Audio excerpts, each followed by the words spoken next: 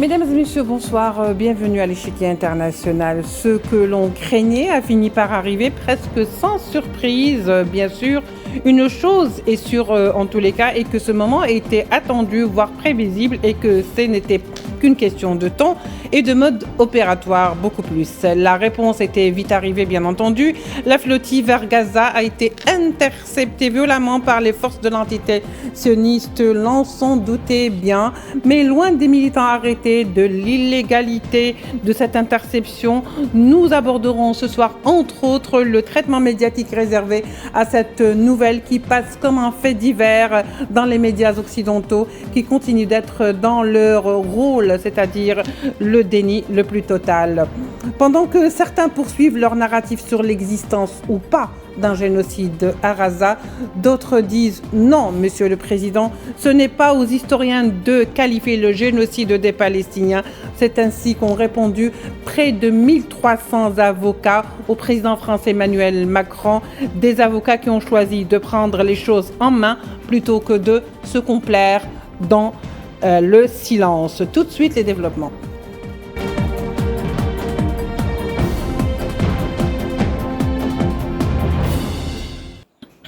Pour en parler ce soir, nous avons avec nous donc Dominique Cochin, avocat au barreau de Paris, et Brigitte Jeannot, avocat spécialisée dans les droits des migrants. Mesdames, bonsoir, merci d'avoir accepté notre invitation. Merci, bonsoir. Pour commencer, Dominique Cochin, je vous rappelle que vous êtes avocat donc au barreau de Paris. Vous êtes également présidente de l'association Avocats pour la justice au Proche-Orient. Alors, ce Proche-Orient, il connaît tout, hein, sauf la justice en tous les cas.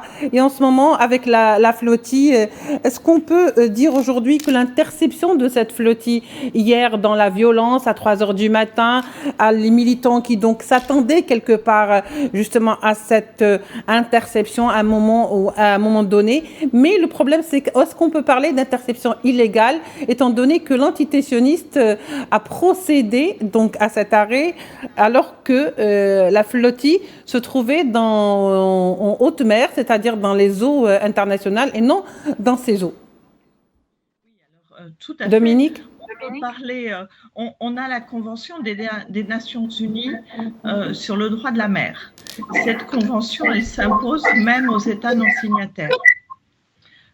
En l'espèce, il n'est pas possible de faire sa loi dans les eaux territoriales, en haute mer. Seules les eaux territoriales peuvent permettre une intervention, et les eaux territoriales, c'est à 12 000 des côtes. En l'espèce, on peut parler d'une attaque avec une interception de navires qui a eu lieu donc en haute mer, ce qui est tout à fait illégal, sauf des cas très particuliers lorsqu'il y a des soupçons de traite, d'esclavagisme, de trafic de stupéfiants, de trafic d'armes. Mais évidemment, en l'espèce, on parle d'un bateau qui a été visité avant son départ et dont on sait très bien qu'il n'y avait aucune arme, aucun élément sur ce bateau qui autorisait cette attaque.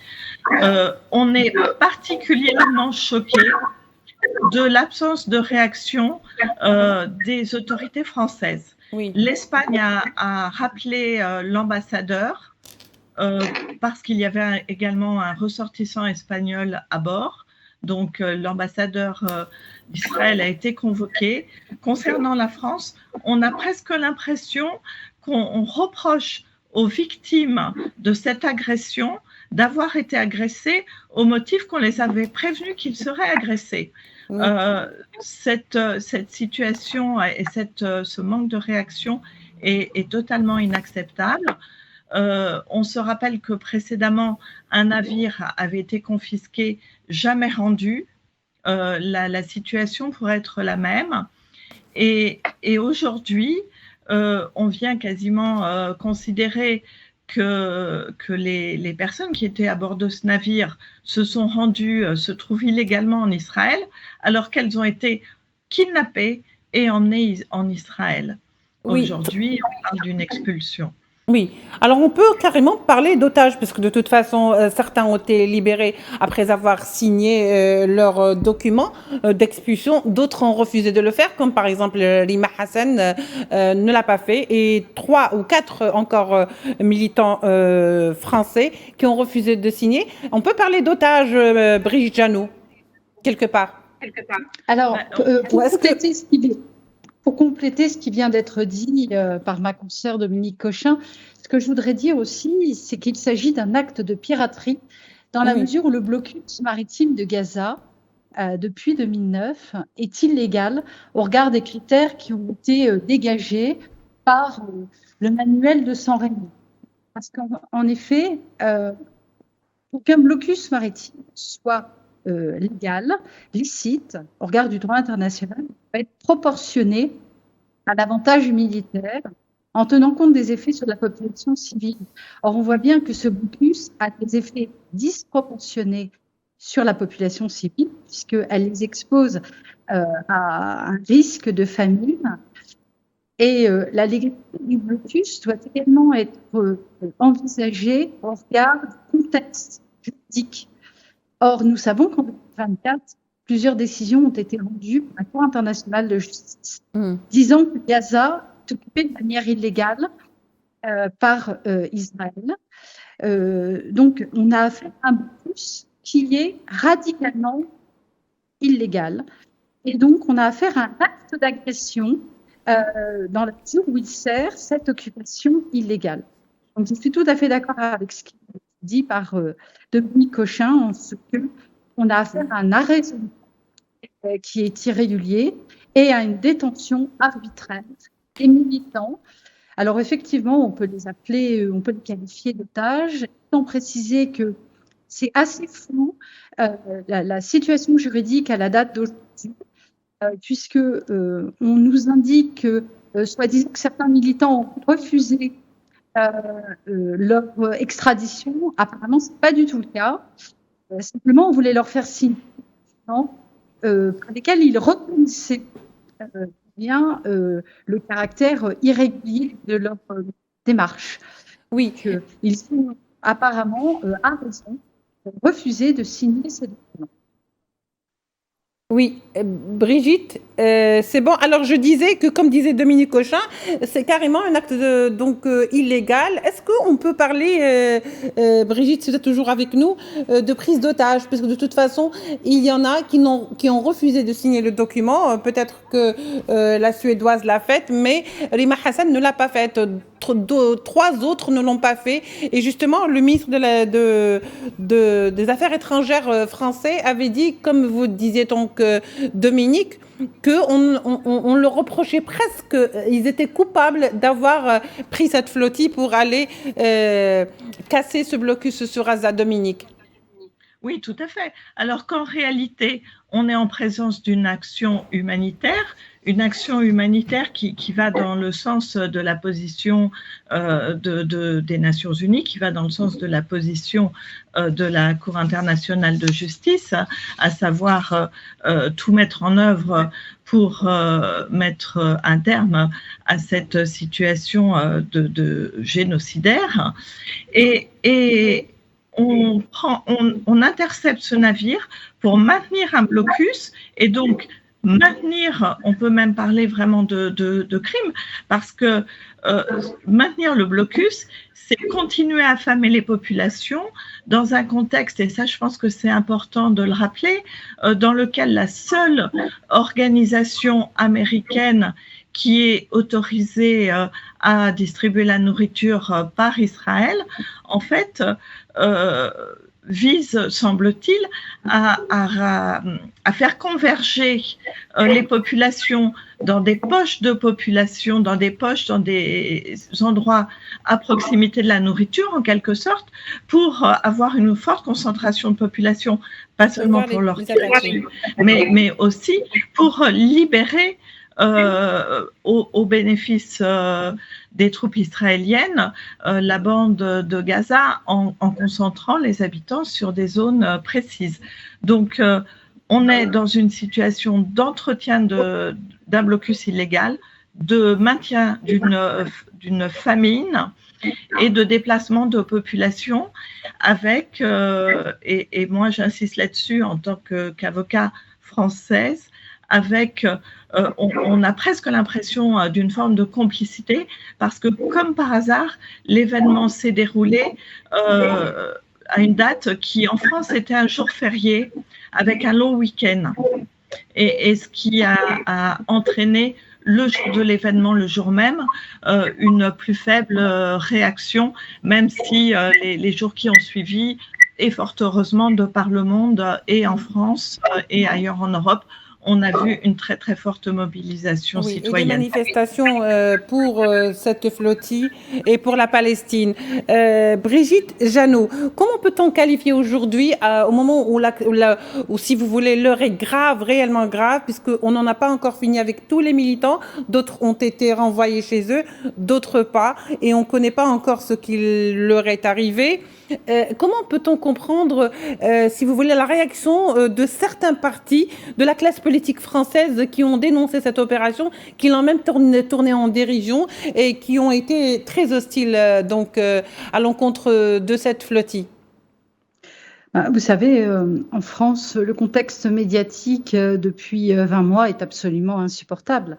Dès qu'on parle du sort réservé aux Palestiniens, notamment dans les médias mainstream, dans certains partis politiques, on a affaire à des discours absolument inacceptables qui reprennent la hasbara israélienne et qui sont très très loin du droit, puisque comme on l'a rappelé, cet arraisonnement en haute mer n'a aucun fondement juridique.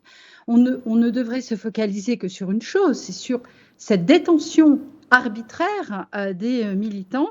Et la France, qui s'enorgueillit toujours de demander l'application du droit, d'être soi-disant un exemple en termes de droits humains, eh bien, devrait demander la libération immédiate des ressortissants français. Je précise que des rapporteurs spéciaux de l'ONU soutenaient cette démarche de la flottille de la liberté. Et j'ai entendu Francesca Albanese dire et demander à tous les États, quels qu'ils soient, eh bien, d'affréter des bateaux d'aide humanitaire vers Gaza pour casser ce blocus qui est illégal, qui est inhumain, qui a des conséquences terribles sur la population de Gaza, parce que ça n'est plus possible. On ne peut pas continuer à regarder un génocide sous nos yeux, étant précisé que ce blocus a déjà plus de 16 ans ou 17 ans, et que ce fait accompli illégal eh bien, doit cesser au plus vite compte tenu des conséquences extrêmement graves auxquelles sont exposés les Palestiniens. Très bien, Brigitte. Alors, je continue avec vous. Comment vous expliquez effectivement que les réactions du ministre des Affaires étrangères français, qui vient donc s'enquérir de la situation, qui donne des informations, donc qu'il est en position de relais, il n'est pas là pour libérer, si vous voulez, ses militants, mais il est là juste pour leur donner l'information que s'ils ne signent pas, ils risquent d'être expulsés de force. C'est un petit peu le cas de Lima Hassan et bien d'autres. Est-ce que c'est à cela que se limite réellement son rôle, alors que, comme disait tout à l'heure Dominique, l'Espagne a très très vite réagi, contrairement bien sûr à d'autres pays qui ont des ressortissants dans cette flottille? On a l'habitude avec la France d'avoir des réactions qui ne sont absolument pas à la hauteur des enjeux et qui ne correspondent pas au droit international. Jean-Noël Barrot a quand même pu dire devant l'Assemblée nationale que de parler de génocide, c'était franchir un seuil moral inacceptable. Il l'a fait quelques jours avant la première ordonnance de la Cour internationale de justice, et tout est bien du même acabit. Donc, ça n'est pas très étonnant de la part de notre ministre des Affaires étrangères de se tenir extrêmement loin du droit. Et nous sommes nombreux à nous insurger de cette situation.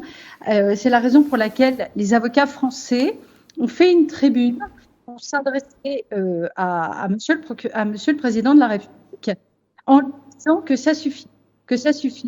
Il convient d'appliquer le droit international, d'appliquer les ordonnances de la Cour internationale de justice et notamment la Convention de 1948 sur la prévention et la répression du génocide.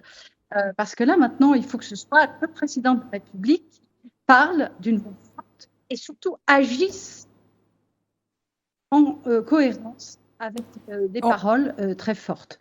Et les gesticulations de notre ministre des Affaires étrangères.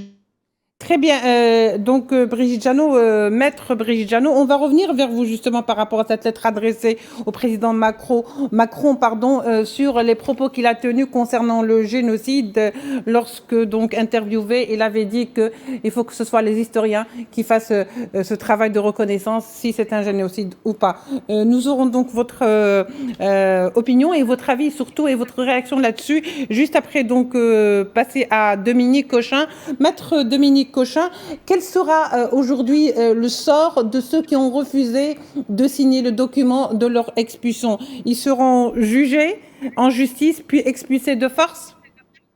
Tout à fait, ils seront jugés. Et c'est déjà arrivé par le passé, de manière assez fréquente, puisque, alors dans des circonstances évidemment différentes, pas des personnes qui auront été kidnappées en haute mer, mais des personnes qui, arrivant pour aller en Cisjordanie et qui se sont trouvées contraintes de passer par l'aéroport Ben Gourion, ont été expulsés puisque à l'aéroport il y a un filtre et des critères politiques qui font qu'on rejette tel ou tel individu par rapport à ses prises de position. Donc c'est arrivé assez fréquemment.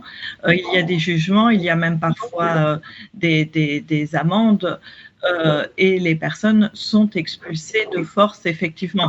Ce qui est ici très important, alors je n'ai pas eu accès moi-même aux documents qu'il a été demandé de signer, mais il semblerait, parce que ça c'est vraiment tout à fait cynique, que dans ce document serait mentionné la reconnaissance de ce que la personne est entrée illégalement en Israël, alors même qu'elle est kidnappée et amenée en Israël.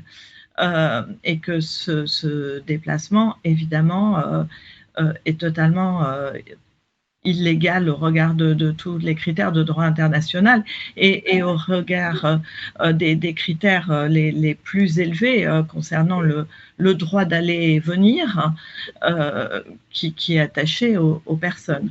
Oui. Donc, on va se retrouver aujourd'hui. Évidemment, il y a des avocats qui ont été désignés. Ils ont quand même le choix de leurs avocats et ils seront jugés, expulsés. Oui. Très bien, Dominique Cochin, pour cette précision. En tous les cas, on attendra les heures qui viennent pour donc être rassurés sur leur sort, parce que c'est ça le plus important. Alors, nous passerons donc les médias qui donc à chaque fois essayent de poser peut-être les mauvaises questions, les médias mainstream qui, au lieu de s'inquiéter par exemple de ce qui sera fait de ces otages, parce que quelque part ce sont des otages, alors on parle d'aide humanitaire ou d'armes de guerre. Voilà les questions qu'on se pose, alors qu'il faudrait peut-être se poser pourquoi il y a un génocide à Gaza. Et d'ailleurs, je reviens vers vous, maître Brigitte Jeannot. Vous faites partie de ceux qui ont signé et écrit la lettre adressée au président Macron, où vous demandez justement, où vous répondez beaucoup plus donc à ses propos. Vous dites non, Monsieur le Président, ce n'est pas aux historiens de qualifier le génocide des Palestiniens. Oui, tout à fait. Alors, c'est une tribune qui a été signée à la date d'aujourd'hui par 1550 avocats, un petit peu partout d'ailleurs en France, avec vraiment des profils totalement différents. Mais par contre, il y a quelque chose qui se lève là dans la profession d'avocat, parce que nous sommes nombreuses et nombreux à être choqués par les propos d'Emmanuel Macron. On ne peut pas se retrancher derrière les historiens. C'est aux juristes, c'est aux États, c'est aux hommes et aux femmes politiques qui sont en responsabilité de qualifier les faits au regard de la Convention de 1948 au titre de la prévention du génocide. Et on ne peut absolument pas attendre que les historiens, ultérieurement, une fois que le génocide est fini, une fois que tout le monde est mort, de réagir. Absolument pas. À partir du moment où un génocide se prépare, ça veut dire qu'il se réalise. Et donc, quand on constate la préparation d'un anéantissement total d'une population ou d'un groupe de population, il est de la responsabilité du monde, il est de la responsabilité des États qui sont signataires de la Convention de 1940 d'intervenir. Ce n'est pas de l'ingérence, c'est de la protection universelle d'une population. C'est la raison pour laquelle on a cette tribune, qui est une sœur de Lyon qui s'appelle Soula Michal, qui a rédigé cette tribune et a recueilli toutes ces scriptures, étant précisé que d'ailleurs le mouvement continue et elle recueillera probablement encore d'autres signatures. Cette tribune a été publiée dans l'Humanité et apparemment pour la journée d'aujourd'hui, ça fait partie des articles les plus de l'Humanité. Manifestement, le public s'intéresse à cette question. Et tant mieux. Merci beaucoup, maître Brigitte Jeannot. Merci à vous également, Dominique Cochin. Vous êtes toutes les deux avocates et vous êtes également l'une spécialisée dans le droit des migrants, Brigitte Jeannot, et Dominique Cochin, avocate au barreau, mais vous êtes également présidente de l'association Avocats pour la justice au Proche-Orient. C'est ce qu'on souhaite pour le Proche-Orient. Et je rappelle que l'action a été donc menée par plus de 1500 avocats et bien sûr de tendances différentes, comme vous venez de dire, Brigitte Jeannot, pour répondre aux propos de Macron qui disait qu'il faut laisser les historiens définir s'il s'agit d'un génocide ou pas. Rendez-vous compte qu'au XXIe siècle et après 52 000 morts de Razaouis morts aujourd'hui et détruits, et l'on arrive encore à disserter sur si oui ou non il s'agit d'un génocide. Mesdames et messieurs, merci à vous de nous avoir suivis. On se retrouvera demain pour un nouveau numéro. Au revoir.